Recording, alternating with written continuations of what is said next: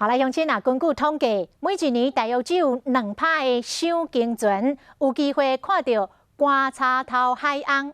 昨到一台华人的赏鲸船，幸运看到观察头海鸥来现身，互尤其是真惊喜。动保团体嘛来呼吁，唔通离这种海鸥伤近，才袂干扰到因的生活。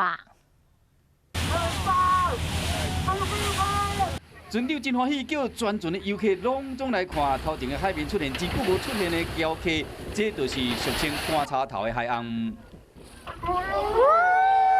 就袂输是你表演同款，尾啊压悬悬，表示讲这只要插入去到深海啊，甲游客讲再会。很不一样的水花这样喷出来，很高很高。依照赏鲸业者统计，差不多只有2%的机会会使亲眼看到这款的海鸥。今年头一摆出现。这好亲眼见证的游客才欢喜。像去年就有目击到超过5、6只，就是同一个家族，它在整片海附近都是可以看得到。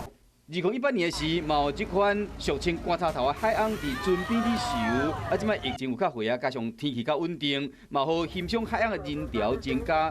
动保团体嘛提醒讲，欣赏海鸥的时，唔通伤晚，降低对因的干扰，安尼因才会较接出现。